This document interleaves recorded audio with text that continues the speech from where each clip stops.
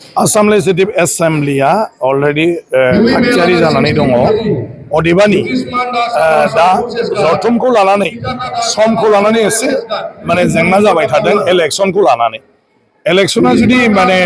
थाबैनो नटिफिकेशन होयो अब्ला इलेक्शन बारनानै जानांगोन कारण इलेक्शननि समाव रावबो अफिसारफ्रा माने गावबा गाव अफिस नागारनानै बायरायाव थांनो हाया जुदि इलेक्शननि नटिफिकेशना थाब जाया बायदिब्ला अब्ला जोङो मिजिं खालामदों जे नेक्स्ट जिथु जागोन बेनि गेजेरावनो क'क्राझाराव माखासे जथुमखौ खुंनो हागोन नाथाय दा इलेक्शननि सायाव सोनारदों दा इलेक्शननि डाइरेक्शनफ्रा इलेक्शन कमिशननिफ्राय दानो फैहांगासिनो दं बे हिसाबै जोंखौ बिधान सभाखौ जनायबाय थादों जे जोङो हयथ' जुदि इलेक्शननि थाखाय मोनसे फाइनाल क्लियार काट इन्सट्राक्शन फैयो अब्ला खुनु माने डिपार्टमेन्टनि मानसिफ्रा माने बायरायाव थांनो हानाय नङा कारण बिधान सभा बा एसेम्बलि जयोब्ला बेवहाय सप्तासेसो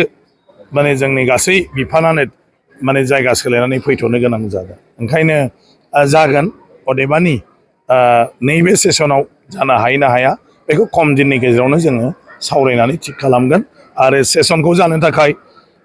माने बड'लेण्डनि आसाम माने बड'लेण्डनि जिथु एसेम्बलि हल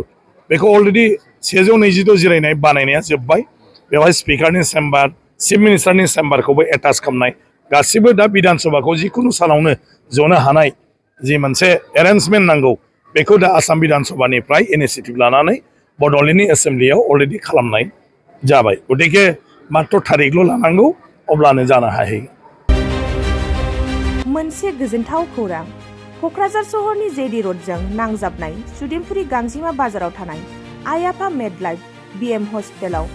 बेराम सोखानो हानायनि गोबां खाबु दं आइ आफा मेडलाइफ बिएम हस्पिटालनि फेसिलिटिफोरानो जाबाय medical laboratory pharmacy paediatrics medicine gynaecology dental urology dental x ray play area x ray sonography अटि आइसिइउ एनआइसिइउ एबा पिआइसिइउ आरो आइ आफा मेडलाइफ बिएम हस्पिटाला 24 घन्टा जेब्लाबो खुलायै थागोन लांलाय लाबोनायनि एम्बुलेन्सआबो मोजाङै सार्भिस थागोन ओनसोलनि सुबुंफोरा बेराम आजारफोरजों भुगिनानै थाना दंब्ला थाबैनो नोंथांनि देहाखौ फाहामथाय लानो क'क्राझार सहरनि सुदेमपुरि गांजिमा बाजाराव थानाय आइ आफा मेडलाइफ बिएम हस्पिटालाव गोख्रैनो फाहामथाय लाफैनो हागोन